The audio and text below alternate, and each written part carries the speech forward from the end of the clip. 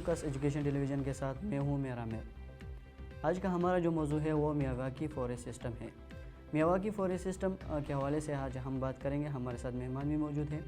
Miyawaki forest system کے حوالے سے بات کرنے سے پہلے میں آپ کو بتاتا چلوں کہ موسمیاتی تبدیلی یعنی کلائمیٹ چینج نے دنیا کو جگڑ کر رکھا ہوا ہے۔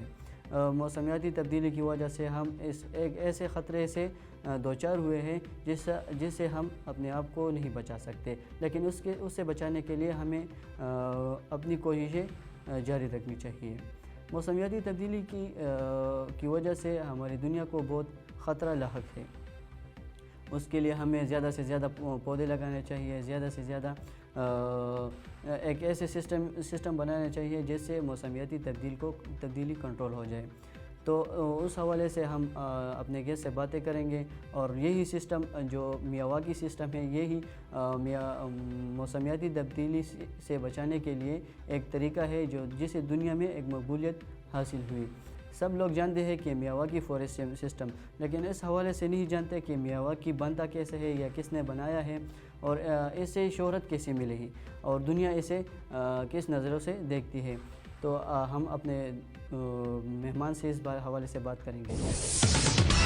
جی ناظرین، آج ہم اکیلے نہیں بلکہ ہمارے ساتھ ایک مہمان موجود ہیں جو کوہاٹ ڈویژنل فارسٹ آفیسر کے CDO ہیں، ایاز احمد صاحب۔ ان سے ہم باتیں کریں گے اور میاواکی فارسٹ سسٹم کے حوالے سے ان سے سوالات کریں گے۔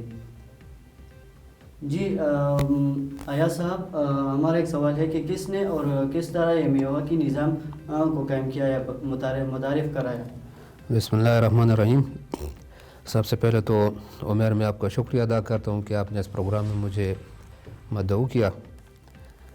اصل میں دنیا کو موجودہ وقت پر جو خطرہ لاحق ہے تو وہ موسمیاتی تبدیلی کا ہے۔ موسمیاتی تبدیلی کو انگلش میں کلائمیٹ چینج کہتے ہیں۔ یہ کلائمیٹ چینج کیا ہے اور اس کے دنیا پر کیا اثرات ہیں، تو اس کے حوالے میں بہت ساری ریسرچ ہو چکی ہے۔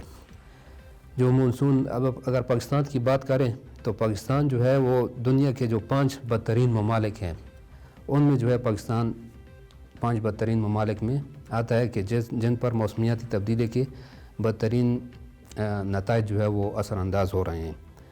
اگر ہم پاکستان کی بات کریں تو پاکستان جو ہے US air quality index report کے مطابق اس کے 2 سٹیز جو ہیں لاہور اور کراچی، یہ جو ہے پولوٹڈ سٹیز ہیں۔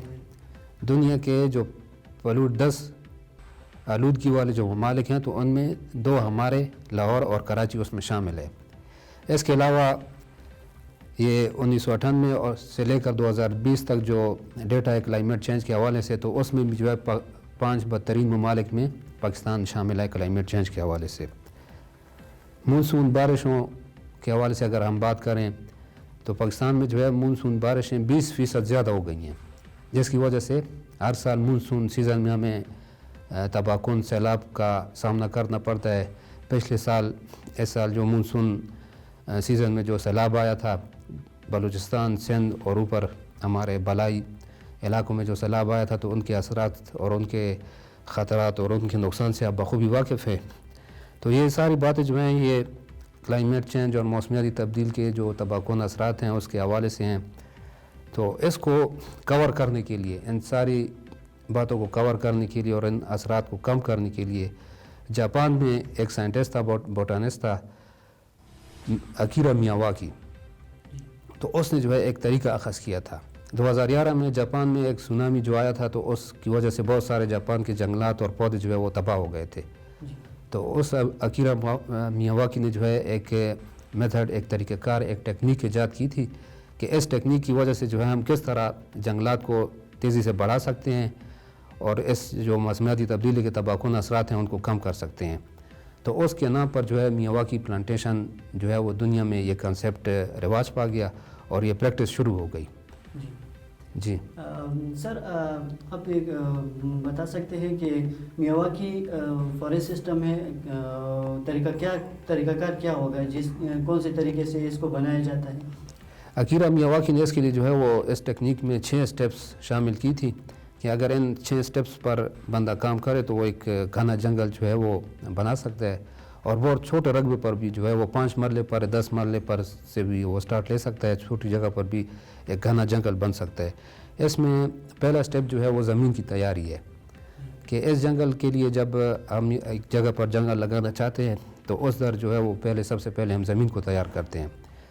اس جنگل کی ہمیں ایسی زمین چاہیے کہ جس میں مٹی کی ذرات لوز ہوں, ان میں فاصلہ زیادہ ہو اور وہ نرم ہو, تاکہ وہ پودوں کی جڑیں جو ہیں وہ تیزی سے جو ہے وہ نیچے جا سکے. اس وجہ سے کہ یہ جنگلات تیزی سے بڑھتے ہیں تو تیزی سے جو ہے وہ جڑیں جا سکے.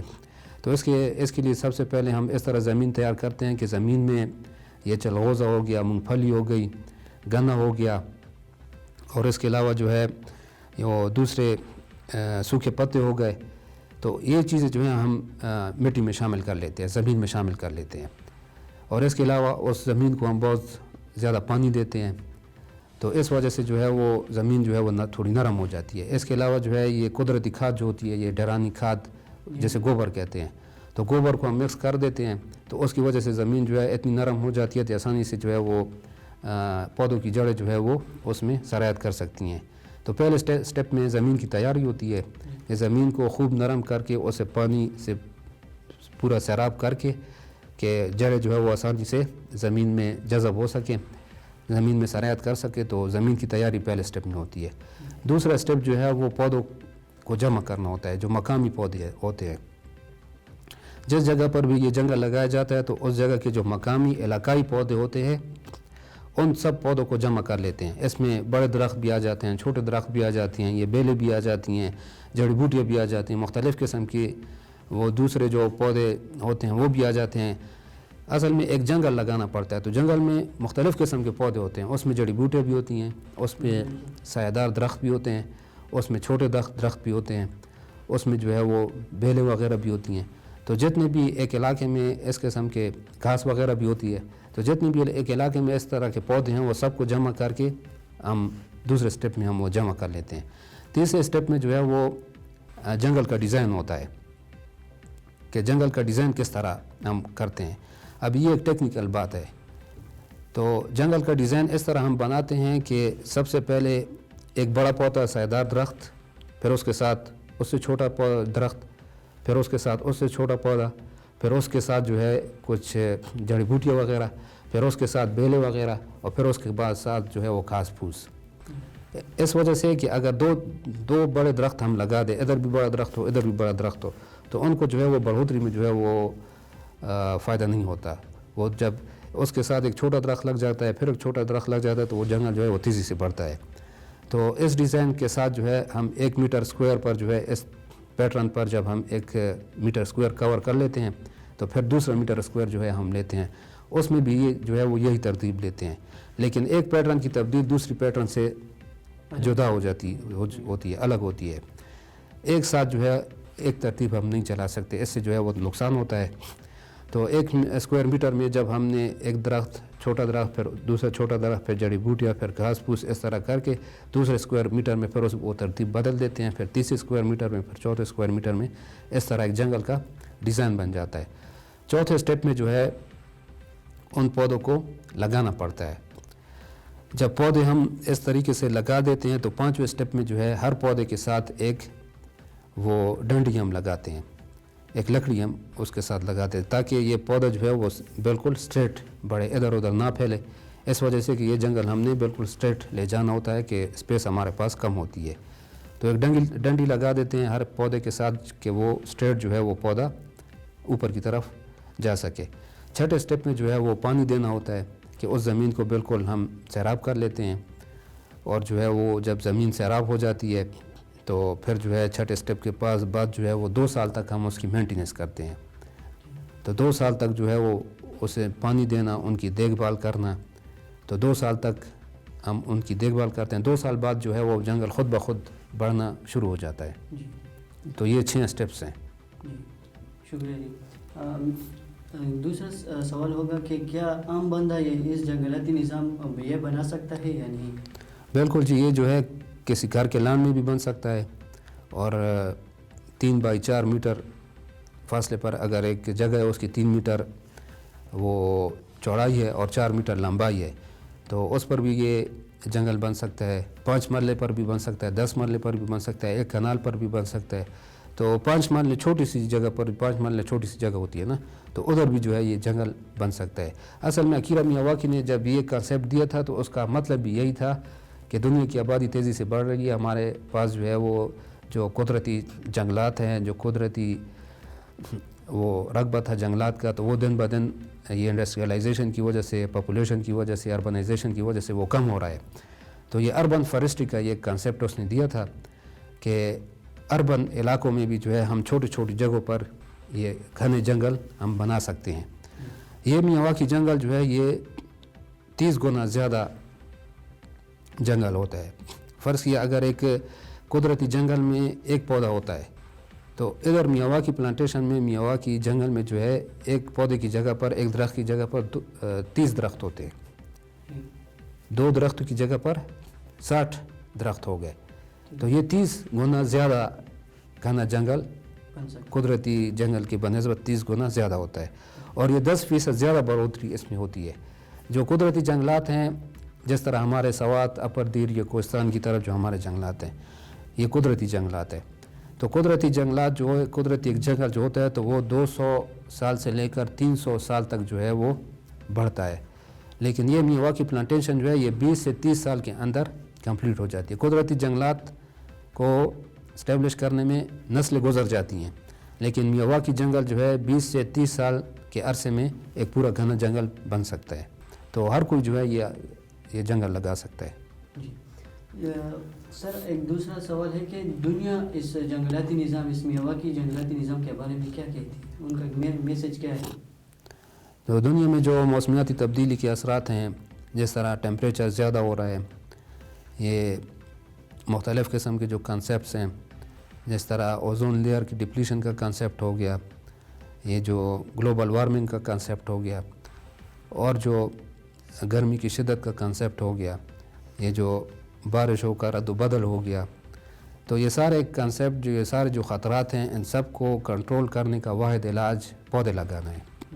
इसी वजह से जो है ये बोन चैलेंज, आप सुना होगा, तो दुनिया में बोन चैलेंज के नाम पर जो है बहुत ज़्यादा एफॉरेस्टेशन, प्लांटेशन वगैरह की जो है वो टारगेट दिए गए थे मुख्तलिफ़ मुल्कों को।